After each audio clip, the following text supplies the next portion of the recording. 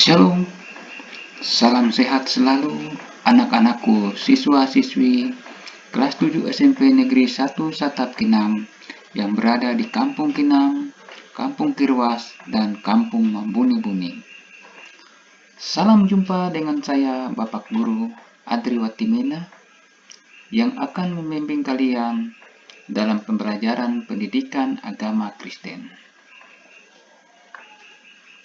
Sebelum memulai pembelajaran pada pertemuan pertama ini, mari kita naikkan doa dan pujian kepada Tuhan Yesus.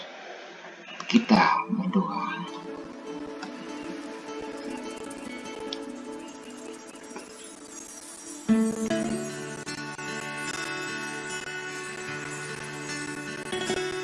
Bapa, Engkau sungguh baik.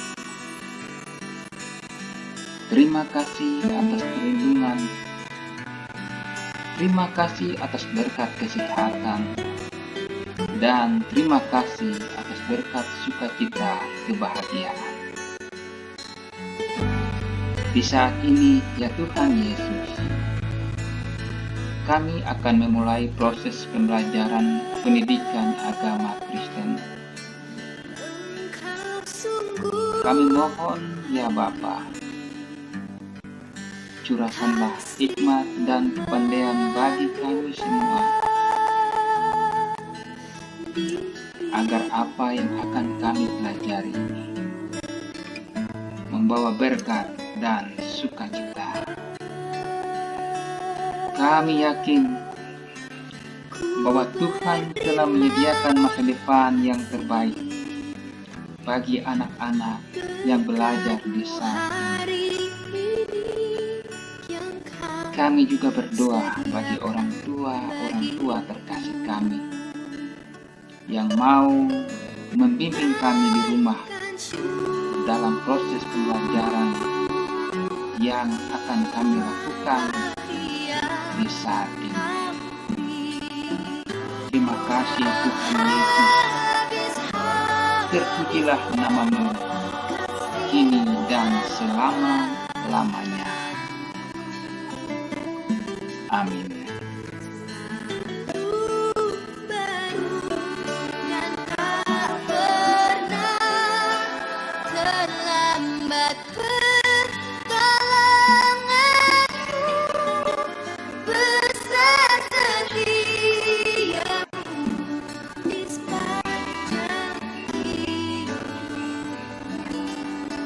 Baik anak-anakku sekalian, mari kita masuk pada materi pokok dengan tema indahnya mengampuni. Sumber Alkitab terdapat dalam Injil Matius pasal 6 ayat 14 hingga ayatnya yang ke-15, Kejadian 45 ayat 1 hingga 14, dan Injil Matius 18 ayat 22 hingga ayatnya yang ke-35. Anak-anakku sekalian di mana saja berada, pokok pembelajaran dengan materi indahnya mengampuni ini, kita akan bahas yang pertama, apa arti pengampunan. Yang kedua, apa kata Alkitab tentang pengampunan. Ketiga, mengapa kita harus mengampuni. Dan yang keempat, bagaimana mewujudkan pengampunan dalam kehidupan. Selanjutnya anak-anakku, kita akan masuk kepada pembahasan yang pertama, yakni apa arti mengampuni. Mengampuni artinya kita memaafkan seseorang atas kesalahan yang dilakukannya dan tidak mengungkit kesalahan itu lagi. Apa faktor penghambat orang untuk mengampuni sesama? Anak-anakku sekalian, pada kenyataannya cukup sulit untuk melakukan pengampunan. Mengapa demikian? Karena tiap orang memiliki sifat egois atau keakuan yang cenderung menempatkan dirinya sebagai orang yang paling benar, sedangkan orang lain selalu menjadi pihak yang salah. Mengapa demikian? karena kita selalu tergoda untuk hanya melihat ke dalam diri kita saja. Kita berpikir dari sudut diri kita sendiri dan lupa untuk berpikir dari sudut orang lain. Contohnya, jika terjadi masalah atau pertikaian dengan teman, kita cenderung menyalahkan teman tanpa mau bersusah payah mencari tahu mengapa dia marah kepada kita. Padahal kemungkinan ada perbuatan yang tidak berkenan baginya. Nah, untuk memahami lebih jauh tentang apa itu mengampuni, kita akan belajar dari Alkitab. Apa kata Alkitab tentang pengampunan dan mengapa kita harus mengampuni? Anak-anakku sekalian kelas 7 SMP Negeri 1 Satap Kinam yang Tuhan Yesus kasihi, dalam perjalanan setiap kehidupan kita sebagai manusia, tentunya kita sering menjumpai pergesekan-pergesekan atau permasalahan-permasalahan, entah itu dalam keluarga, lingkungan bermain, dan lingkungan sekolah. Pergesekan-pergesekan atau permasalahan-permasalahan itu bisa saja merusak relasi atau merusak hubungan yang terjadi di antara kita. Tetapi kita harus belajar mengampuni. Ketika kita berhasil belajar, lihat dan rasakan kedamaian yang telah Tuhan berikan kepada setiap kita, maka kita akan merasakan indahnya saling mengampuni. Sebab dengan mengampuni ada kedamaian, ada sukacita, ada berkat dan keselamatan.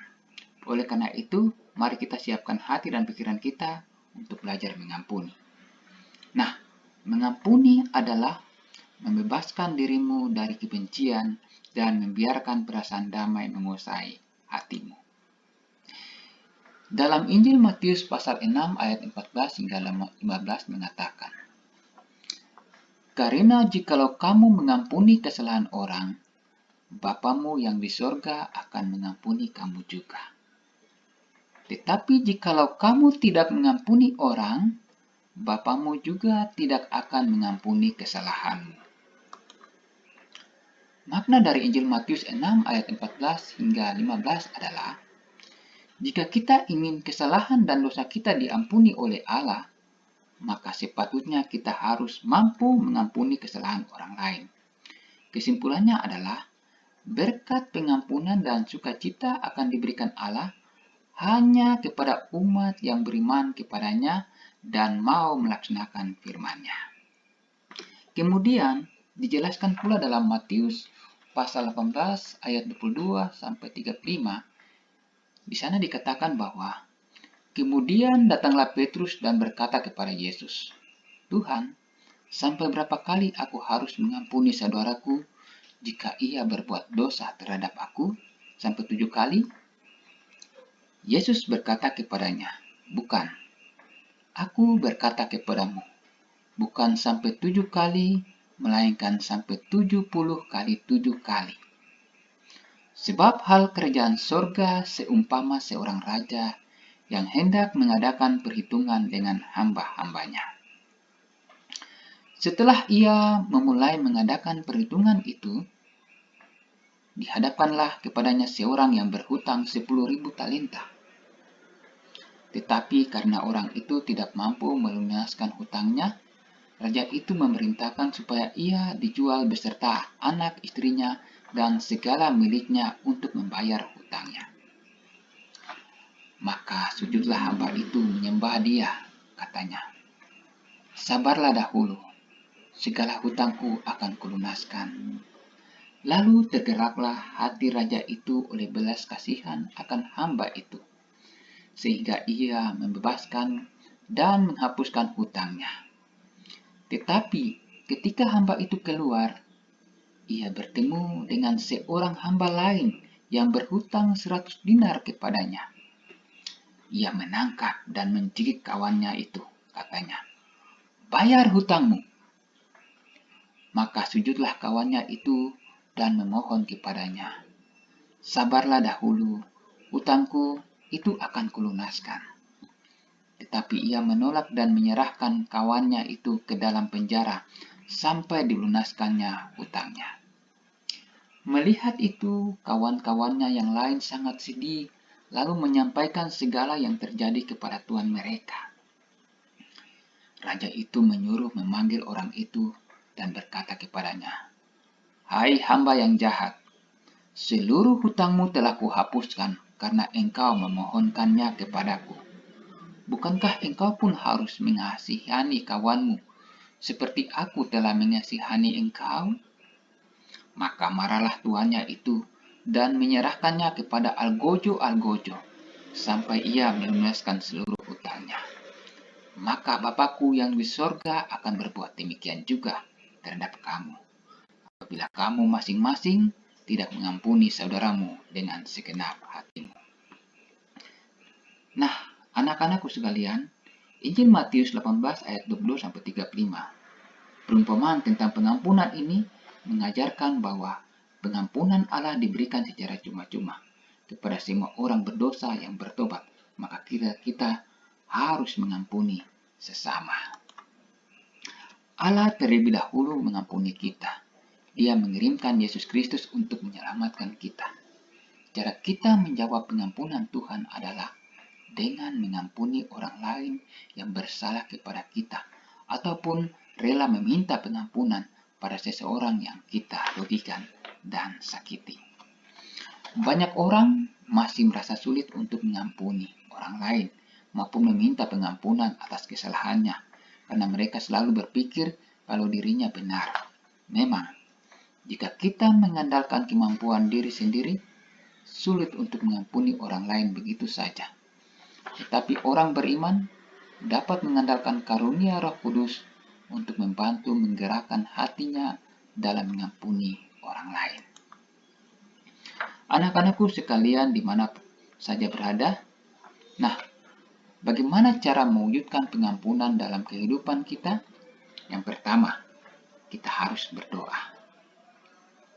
Hal yang terutama ialah membawa pengampunan itu kepada Allah. Biar Tuhan yang bekerja dan memimpin setiap kehidupan kita untuk bisa mengampuni. Dan yang kedua adalah bersikap objektif. Kita harus mengoreksi pada diri sendiri. Mungkin ada kesalahan atau kekurangan yang menyebabkan kebencian, kemarahan, dendam orang lain terhadap kita. Dan yang ketiga, kita harus mampu mengampuni. Dan pengampunan itu harus lahir dari hati yang tulus dan dari niat hati yang baik. Kemudian ditegaskan bahwa Tuhan Yesus akan membantu kita untuk melakukan pengampunan. Tuhan membantu kita untuk mengampuni sesama. Bahwa Tuhan memberi hikmat supaya dapat mengampuni orang lain dan bersedia mohon maaf pada orang lain atas kesalahan yang dilakukan terhadap orang lain. Oleh karenanya, jangan mengandalkan kekuatanmu sendiri.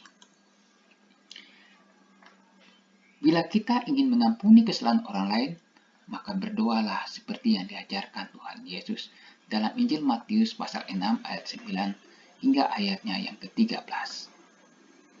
Kita berdoa, Bapa kami yang di sorga, dikuduskanlah namamu, datanglah kerajaanmu, jadilah kehendakmu di bumi seperti di sorga.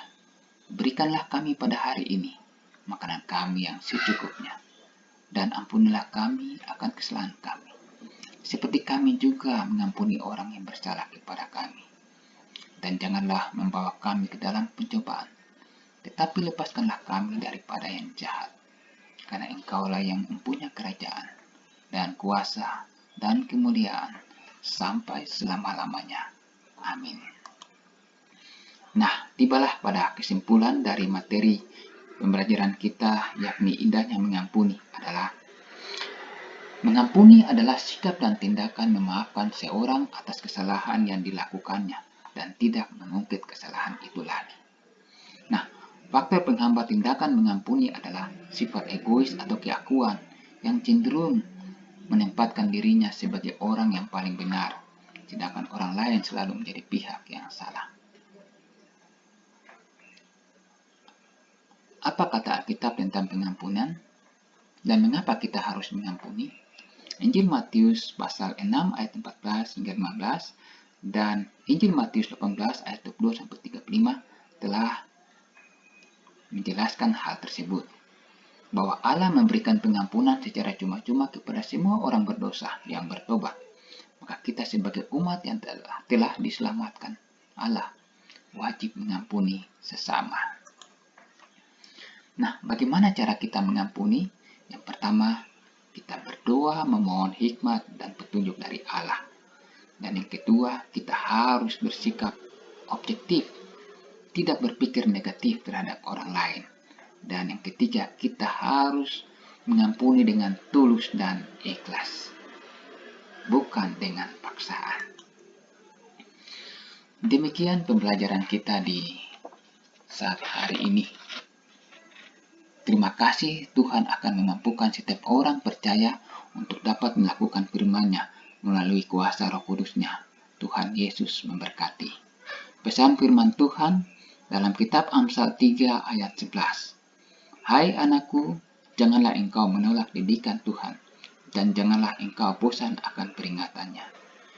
Firman ini mengarahkan kita untuk selalu menerima pendidikan dan pengajaran. Oleh sebab itu, saya mengajak anak-anakku sekalian untuk belajar bersama saya pada pertemuan selanjutnya. Terima kasih, Shalom. Mari kita menutup pembelajaran pendidikan agama Kristen di saat ini dengan doa dan pujian.